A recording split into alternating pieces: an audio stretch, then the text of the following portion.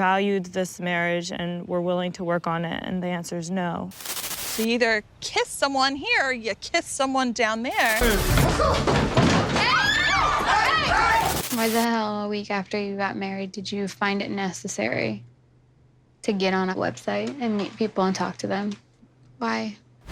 Forget happily ever after, this is happily ever gone.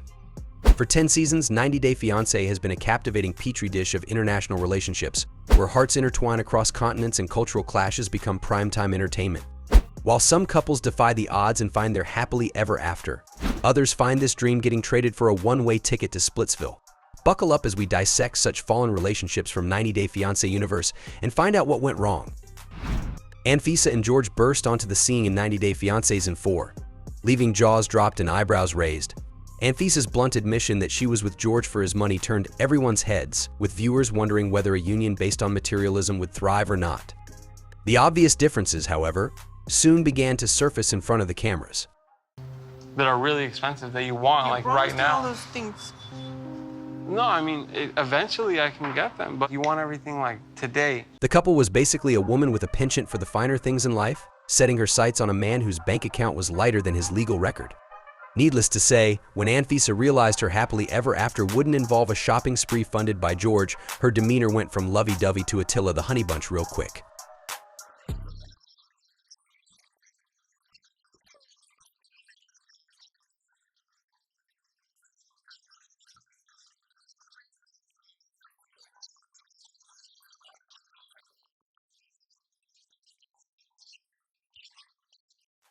Anisa and George's time on the show resembled a whitewater rafting trip gone rogue.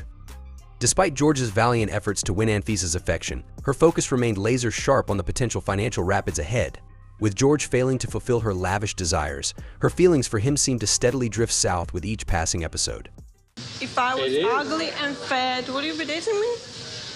So basically you're saying if I can't provide, I'm worthless to you. I don't understand what's wrong about it. Anfisa's initial dissatisfaction with George's financial struggle morphed into a full-blown behavioral monsoon. As a result, he was out of his own apartment and was subjected to a public humiliation worthy of a medieval court jester, courtesy of Anfisa's mood swings. Even as their wedding day loomed, Anfisa's tantrums only grew more impressive, transforming their journey to happily ever after into a laugh-a-minute spectacle.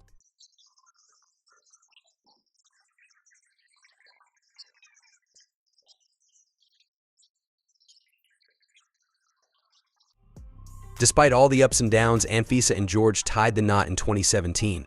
But their bumpy ride finally hit a roadblock after George found himself on the wrong side of the law with a 2.5-year prison sentence. This arrest proved to be the final nail in the coffin of their already ailing marriage. Probably about 2 months after I was in prison, she basically told me that she couldn't be with me anymore and telling me that she wished that I got 12 years in prison. Basically trying to get rid of me. And then, the inevitable happened during the troublesome time of COVID-19. Anisa emerged on social media in March 2020, not with a get-out-soon card for George, but with a picture featuring a brand-new boyfriend by her side. This, as they say, was the final straw in their already dwindling relationship as it fluttered to a definitive end. The couple finalized their divorce in December 2020. I didn't even want to try it on because when I saw it, I knew it was not even what I wanted, but I had to try it on because that's what producers wanted. Anisa and George's tragic split may have been fueled by financial woes, but next up we have a couple whose problems were way more sinister and shocking. They battled with infidelity. Kalani and Ajwilu arrived on the scene of last resort with a troubled marriage already in tow. But things took a dramatic nosedive when Kalani revealed Ajwilu's serial cheating scandals. We're here because we've had a lot of issues with infidelity. He stuck his tongue out and his tongue was white. And he's like, "What is this?" And I was like, "That's a yeast infection. You have thrush. So you either kiss someone here or you kiss someone down there." While he was there, he was going out like all the time and drinking. And then he disclosed that someone had offered to give him a job. Disgusting, right? And let's just say trust had never been the cornerstone of their relationship. Remember way back when Kalani was practically packing her bags for Splitsville on 90 Day Fiancé Happily Ever After? Courtesy of their constant fights? Well, my husband and we have just such crazy ups and downs, and he doesn't have citizenship. Although this roller coaster couple somehow managed to pull a U-turn and patch things up, tensions between them remained on a surge. Kalani's troubles weren't confined to just Azuelu's wandering eye. They had family drama that too, with Azuelu's sister and mother fighting against their relationship too. Come on! Hey, come here, Kalani. No, please. Kalani, come here. Azuelu's latest cheating scandal feels like the final blow to their already fragile marriage. To add insult to injury, his attempt to even the score with a ridiculous hall pass backfired spectacularly when Kalani, well, used it. This was an absolute shocker not only for Azuelu but for everyone else as well. So then to make it even or fair, then he said I could have a hall pass and then I could go kiss someone if I wanted to. So, Kalani, did you take the hall pass? I did take the hall pass. The hall pass strategy from Azuelu was as effective as using a pool noodle to fight a shark. Little did he know Kalani wouldn't settle for a mere appetizer but would go for the whole darn buffet. But hey, after all, who could blame her? Azuelu offered to let me kiss someone. So I got to know this other guy. We did kiss each other. So did you you? Wow. Shockingly enough, it later turned out that Azuelu's cheating wasn't a one-time transgression but more of a recurring theme, like bad wallpaper in their relationship. Unwilling to be a doormat, Kalani decided to take a page from Azuelu's playbook and embark on her own romantic excursion. By then, it was pretty evident that their paradise was officially lost. Did the tongue thing and the job thing. So collectively, he's cheated like 10, 12 times. He'd reach out to different girls online. Then he would buy their naked pictures online.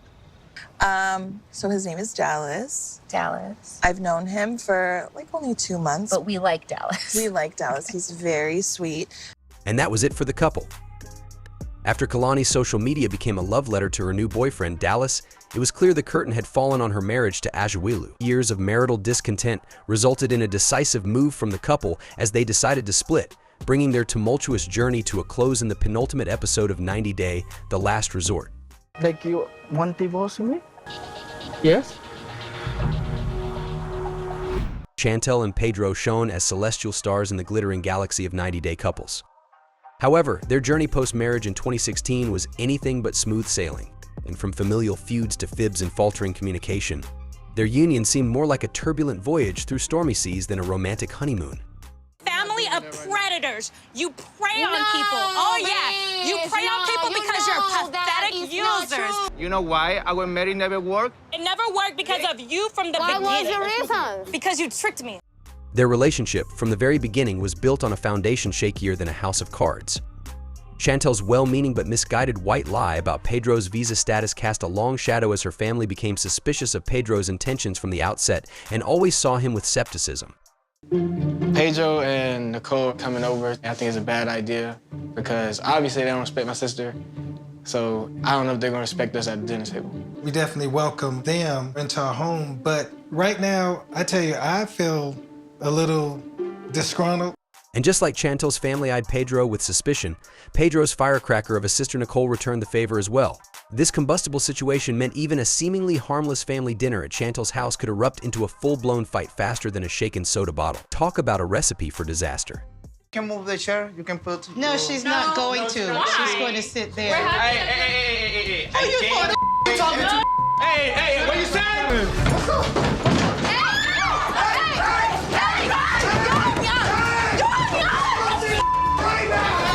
While the constant family feuding wasn't exactly ideal for Chantel and Pedro's love life, for TLC it was a ratings goldmine. Cashing in on the drama, the channel launched a standalone spin-off titled The Family Chantel. New relatives from both sides were thrown into the mix, just like tossing extra hot peppers into an already simmering pot of chili. Yo quiero decirte que tú eres un mal ejemplo como familia americana para nosotros. Imagine a last-ditch effort to save Chantel and Pedro's crumbling marriage, with both families brought together in a spirit of reconciliation. Sounds promising, right? Wrong? As with everything else in their world, this attempt at unity quickly devolved into another epic family feud. Yeah, I think it's time to go. Chantel. Disculpe. Despite the family's valiant yet explosive efforts, Chantel and Pedro's love story seemed destined for the reality TV graveyard. But before the final curtain fell, there was one act left: a face-to-face confrontation between Pedro and Chantel. I want to tell you face to face. They never did You treated me so bad. nothing. You had sex with Karima. No. I never had sex with her. You disrespected our marriage oh so much, Pedro. Look at my eyes. No. After their epic clash on the family Chantel, the couple officially called it quits in April 2022, finalizing their divorce shortly after. Season 5 milked the drama for all it was worth, showcasing the messy fallout complete with finger-pointing and accusations. But even reality TV drama has a shelf life. And eventually, this feud also faded into the background. I didn't expect for you to say that you wanted a divorce from me. I really just wanted to know if you valued this marriage and were willing to work on it, and the answer is no. Ashley and Jay marriage was nothing short of a wild roller coaster ride with plenty of unexpected twists and turns. After tying the knot in 2018, their marriage became the talk of the town. However, the fairy tale was soon short-lived when the couple started facing a whirlwind of problems, with infidelity being a major bump in the road. Ashley, you felt confident about marrying Jay, even after backing out of 2 other engagements. Within weeks, Ashley realized that her husband had a wandering eye after he was caught pursuing a dating website. While marital infidelity can be a shocker for any unsuspecting spouse, Ashley's surprise factor was cranked to 11 considering the wedding bouquet was barely dried up when Jay got involved with other women. I just want to know why. Why the hell a week after you got married did you find it necessary? I told you nothing meant nothing to me. It meant nothing to you. There's a reason. You obviously felt like you were missing something. I told you I was just bored and I would never let that happen again. Imagine cheating on your wife just because you're bored. For 22-year-old Jay, it seemed like a reasonable excuse, but 12 years older Ashley saw right through it. The flimsy cover-up didn't fly with her, and she decided to call it quits in January 2019. Little did she know, this was just the beginning of their roller coaster ride with even more twists and turns ahead. Do you think he'll always have a tendency to stray? I mean, he struck very fast.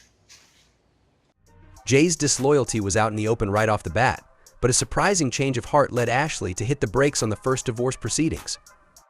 However, her hopes of Jay becoming loyal turned to ashes faster than a magician's disappearing act, and she filed for divorce for a second time in April 2019 amidst another cheating scandal. Are you guys getting divorced? Because obviously that made people a little bit confused. Yeah, we are getting divorced. So what kind of terms are you and Jay on right now? We're civil right now, we're good. Yeah. Are you guys still living together? No. The couple's second trip to Splitsville looked pretty serious, with both of them living separately for months and Ashley even putting up a restraining order against Jay. Yet, in a plot twist that would leave a telenovela writer speechless, they defied expectations by ripping up the divorce papers and reuniting again in March 2020. Alright, nah, it's not gonna stick to that pen. It's because you can't cook rice, it's stick to this pan, babe. Yeah, we'll see about that when you're Alright, we'll see about that. Alright, damn! Why am I so confused right now? Do we even have rice? Unfortunately, we're gonna have to cut this video real quick for like 5 minutes. That's my bad. So I can go get some rice, alright? Why are you putting your big forehead in the thing? I do have a big forehead. The couple rekindled their flame on social media, going live together on Instagram as if their tumultuous past never even existed. However, expecting loyalty from Jay was similar to waiting for rain in a desert. December 2020 saw another infidelity scandal erupt, shattering the illusion once more. This time, Ashley left him for good as the couple finalized their divorce in March 2021. These couples might have crashed and burned, but the 90-day universe is still spinning out drama like a soap opera factory. Drop us a comment with your take on these love misadventures and tell us whose relationship roller coaster you want a ticket to next. The drama train never stops.